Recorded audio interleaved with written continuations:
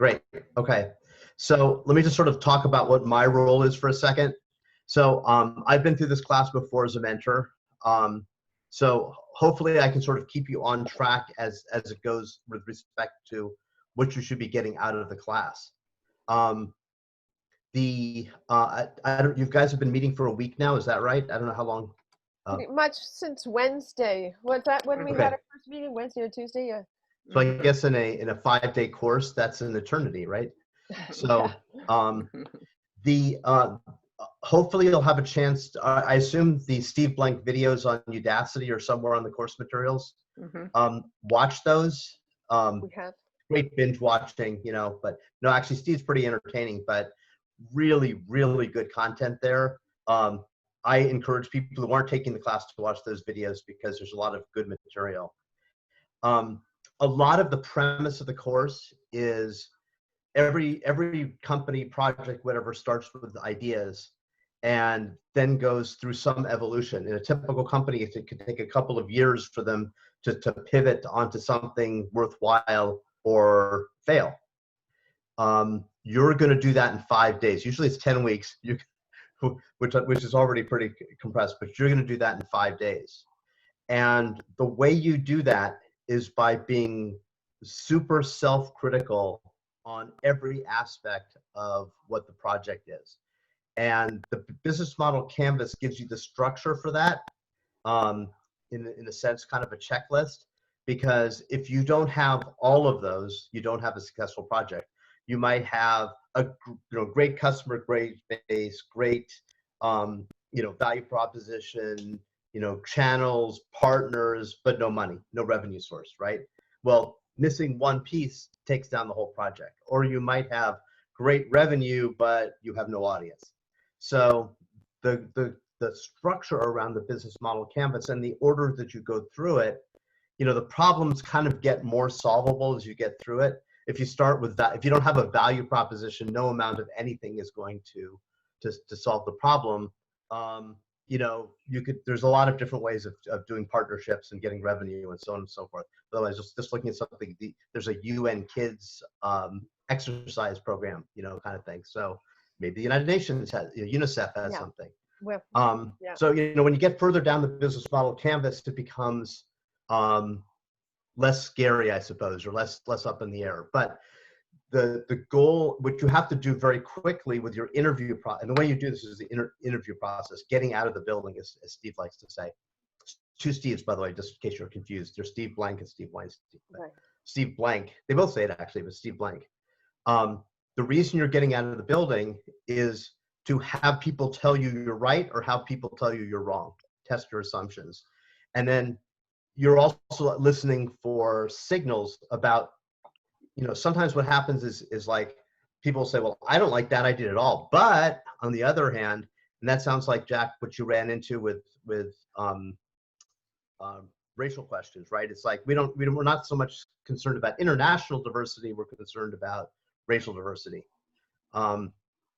So you listen for those things, and often in those are the gems that make or break a company.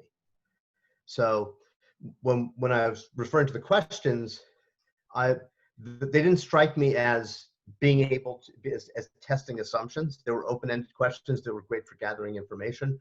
But you have it's up on the screen there. You have in section 1 the value proposition. You have to test your value proposition. So for example, if you're going into education, does this provide value to a teacher? Does this provide value to an administrator, a district, the state of California? Whoever is your number in the category number 2, your customer segment or beneficiary, does that provide a value proposition to them? And getting one and two kind of go together, because you don't have a value proposition in the absence of a beneficiary or customer segment. But that's the first set of things you're testing. The other thing Katie and I talked about this morning was focus. And as you've probably noticed by now, Katie is full of ideas and has a very, very broad vision. You won't be able to tackle all of that in the next week. So you need to pick is it education? Is it hospitals? Is it on the demand side? Are you focusing on the supply side? Is it film festivals? Is it filmmakers? Is it film schools? I mean, there's a lot of different, and by the way, I'm sure that Katie will tackle all of that eventually, but for the purposes of this class, you want to decide where you're going with that. What's the value proposition in your customer segment? Test it as much as you possibly can with lots of interviews, and then continue moving through the process. So again, does that make sense? I don't know how much background you have coming into the class, but that's kind of the flow of things. Looking for the most sustainable way of activating this, activating some way of creating this peer-to-peer, international peer-to-peer connection. Yes. And yeah, the other topic that comes up that people are often unclear on is the concept of a minimum viable product, or MVP. A lot of people think that you have to have built something, and it's great that you have something built, but a minimum viable product is something you can put in front of someone so they can see enough of the product to say, here's what it's all about. I can, if it's 20 years ago and I say, this is what a phone is going to look like, I could have, a paper front on it that didn't actually, and I can flip through pages, and a person can still get an idea for it, even without building a fully functional phone. So the MVP just has to be enough for people to get it. So don't waste too much time on the building it out part. You want to just have enough there, the wireframe or whatever, that people can, get it.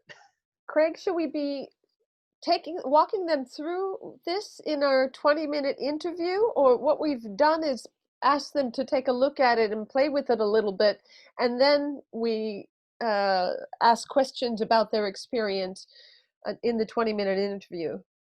So this is like scientific method, right? You have an hypothesis, you have an experiment, you want to get the results.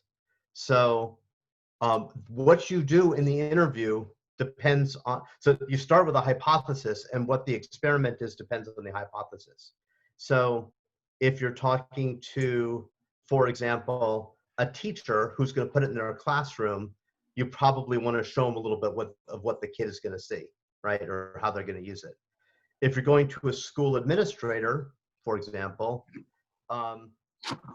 you might have more around the research data. You might spend less time on the actual implementation of it. So again, you have to judge, what hypothesis you're testing, and who your audience is, and whether that's the appropriate thing for that audience. Okay. It's fair game to send it to them ahead of time. The only risk is if you're not walking them through it, they might just get confused. They might not have enough context. Okay. So the next question is, I wouldn't assume that every interview starts with a demo. It might, but I wouldn't, it's not necessary. We've got a lot of ingredients there to choose from and select from, and could make a tiny slide presentation. And that's a segue to, how do we unpack this? And my experience in design thinking, we come together as a group and we immerse in it, and we don't have time to do that. So my thinking is to have a period. We have the 10-minute meetings. Maybe those 10-minute meetings are showing the insights of what we got, the meat of what we got the day before, and we present that either at our 10-minute meeting, or is that what we present actually during the 4 to 7 class? Tell us what you've seen. I'm sorry, how it works. So I don't know how the classes are going to lay out. This is a new format, so I'm not sure. What typically happens in the presentations historically is the team will talk about what they discovered over the last week and what kind of evolution they've had since then. So it'll be, so in other words, it's like, we thought this, we tested it in this way, and this is what we concluded. Now this is what we're doing. Okay. And as a matter of fact, in the final presentation, your first slide will be you know, assuming it's the same, again, I don't know. It's going to be, this is where we started.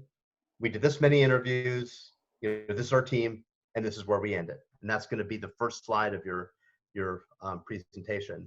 And then everything in between. And again, this is a class, right? So it's your learning process, right? What did you, you know, we were sure that this is the right thing, and then this person and this person told us it wasn't. So, you know, there's usually like some kind of a roller coaster of ups and downs of, you know, excitement, then having that excitement dashed by subject matter experts, you know, invalidating a hypothesis, and then you switch to something else and you go back up again, kind of thing. So it's that process that you'll be presenting.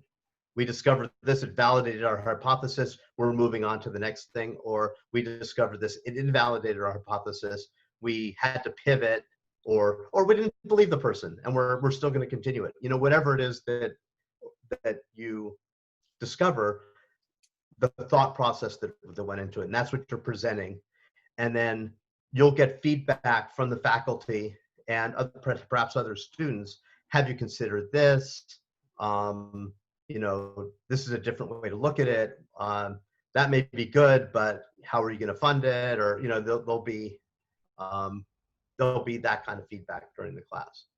So there will be room within the week to actually test different markets as well. So if we do start with education, we could could we dedicate one day to interviewing filmmakers?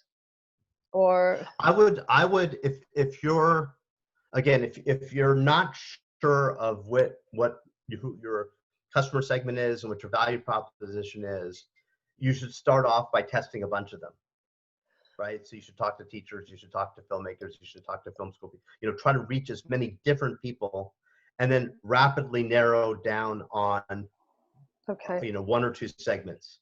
that's what we're doing now. If it was a 10-week class, then I'd say that you can keep that open for longer, but you're going to have to, you know, roll the dice a little bit and just sort of bet on what you think is the best prospect, because you won't have the time to, you can't pivot twice in a day. You know, probably not going to work. So Craig has offered some times that would be best to have a long period with him, and one of those is Monday 1 to 3. We also so let me just call I'm not on your team, right? I am right. So you have your team meetings, you do your things, and then come back to me and say, all right, here's what we concluded. Did that make sense? Did that, you know, that sort of thing, right? So the kind of conversation we're having now. Yeah, I'm also mentoring another team, by the way. So I don't know if I offered them the same time. So I'm not sure. Good to know exactly what time. Generally speaking, I would say you don't want to talk to me for more than an hour, and maybe not more than a half an hour, because you should be talking to interviewees and so forth. Right. So I think at some point I just become a time suck, and you know, you have more important things to do. So just kind of sanity check. We can schedule an hour. They said in the mentor guidelines, Monday, Wednesday, Friday, maybe an hour each. And we can schedule an hour and then not use it all if we don't need it. But I suspect you're going to be anxious to like prepare that afternoon's presentation and so forth. So I don't think you'd want me for an hour. We're meeting 3:30 before each presentation at 4. In your experience, was that enough for groups? Half hour, I think. Do we? What are the? Yeah, it's just a team presentation. We tell what we've learned and the insights we've gained. It depends on how much you've communicated outside of that, right? If that's the time for you to collect all your interview information, synthesize it, put it together into a presentation, that's not enough time. Hopefully you have hopefully that's your kind of, maybe you've done that earlier in the day, and then this is your kind of final review of what the presentation is going to be and any final thoughts on it. Plus, an important part of the presentation is, okay, what am I doing next? Sure. Right. So you've got, well, okay, who's doing what interviews tomorrow based on what we discovered today? What happens, next? Sure. Okay. Good. And then So, there's Ray, this. Go ahead, Jack. You said we meet with you Monday, Wednesday, and Friday. Are there times you have to meet for an hour already? Yeah, I sent it out in my original email. Okay. So I don't know if those are booked yet, but should be okay. And if you say we just want to run something past you or whatever, I'm flexible. Actually, next week it's not too bad. So great. And then I was going to ask you, you said me and Katie and the rest of the members were already thinking to narrow in on teachers because we've got very positive responses so far. But you said the questions we outlined were a little open-ended. How do you suggest we alter the questions to make them more focused? Say, assuming that we can put, here's an example. Assuming that we can put together a set of videos for your classroom, what else do you need to make it part of your classroom experience? Do you want to have, and also a different question, would you like something that you teach throughout the year, or do you want something that maybe it's just more intensive for a week-long period or a quarter of the course? Sort of how do you want to format it?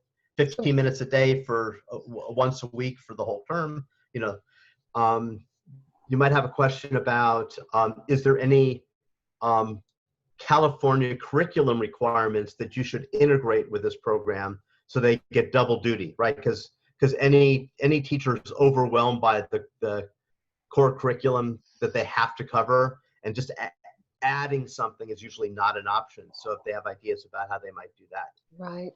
Say, why would they not use this? I mean, what are the factors that would keep them That's not true. using Yeah, it? yeah.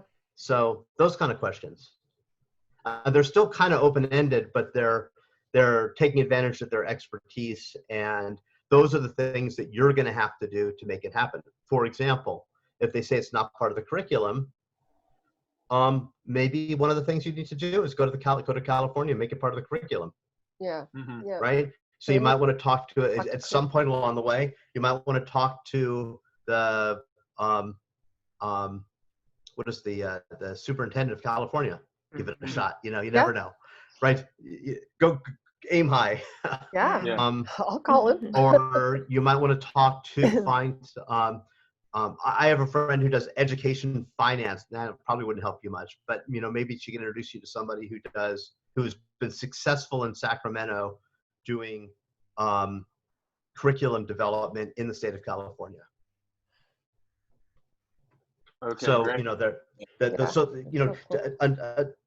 What may seem like a roadblock from the teacher might be an opportunity to do something else that would make this happen. So you don't just take them as no, we can't do it. Take it as okay, now that they've said this is the barrier, how do we break down that barrier? Okay, good. I'm looking at some of our questions. When we spoke, Craig, we actually suggested that using the social, cultural, educational value to lead with, and you said leading with the research at Stanford. This Yes, research. right. Yeah. So it never hurts to say you're coming from Stanford, unless you're talking to someone from Cal.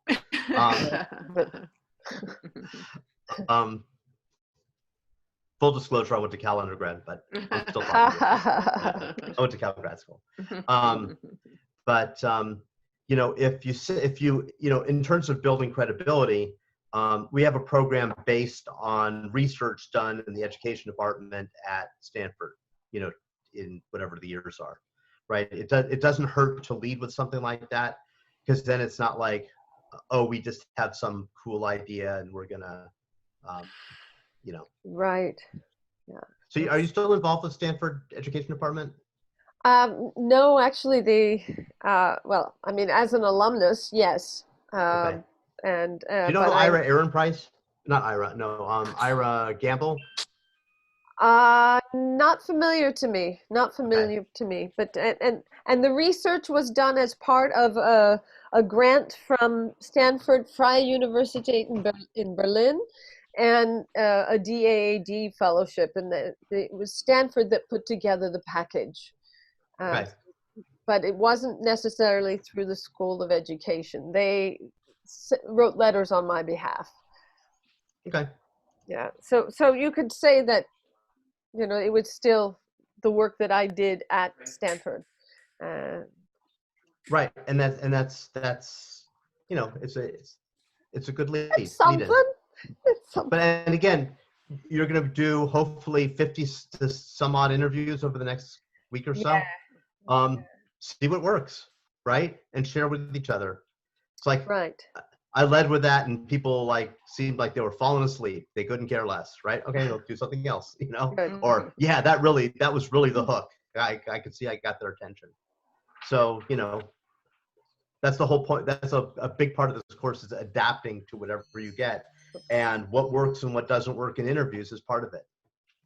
So you're going to be reading this form, and the summary notes are just going to be our highlights, right?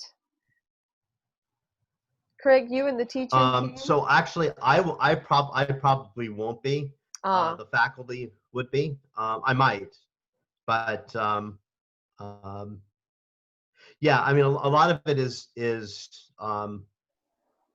you know, what did you find? You know, summary notes is like, what are your findings? What was Sure. interesting about it? Which right? is, If you spend time talking about coronavirus, because that's what they wanted to talk about, and it didn't add to the course, you don't have to put it in there. right. So we've got it. In just 3 minutes, my next interview will be coming on, but he is a Stanford grad, and he would. This is an opportunity for us all to participate in an interview. So if you wanted to, I think you're welcome to stay on. Sure. Also, one more thing that's important in interviews. Yes. Ask if there's anyone else they would suggest you talk to, and we if do. they can make an introduction. We Yeah. have So you that always as wanna- our fifth question. Okay. That's our fifth Yeah. question. And our An sixth. excellent question. Yeah. Mhm. Yeah. And our sixth question is, would you like to hear the outcome? Because then we get to come back to them. You don't have to ask that though. You can. I mean, the question again, every bit of conversation should have a goal. So what's your goal of asking? Does that mean one reason is it's actually a measure of success, right? If they say sure, I mean, they can either be polite. They'll probably say, I'll say yes, just to be polite. Okay. But if they say yes, but also give me updates along the way or something, you know, but again, what are you trying to get out of the question? Well, there might be a better question to see to measure their level of interest. Right? I don't know off the top of my head what that is, but do you want me to send results? I mean, everyone's going to say yes to that to be polite, so you're not actually going to learn anything from it. Would you like to be included in a fundraising cohort? that is how much, you know, if one team had something like a $600,000 check from a company before the term finished. That's a measure of success. That's very rare, but you know, if you actually can book business, if you think, like for it's a teacher, it's if you say, might you be willing to pilot this in your classroom? Right. That might be a more focused question. Craig, I should say that Screen 360 TV does have a $250,000 matching fund offered.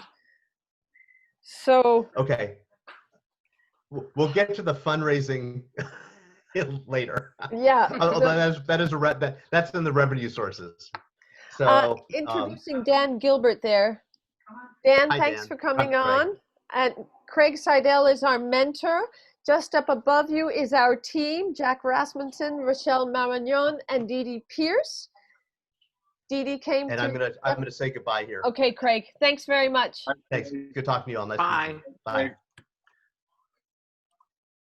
Great. Dan, this is Hello.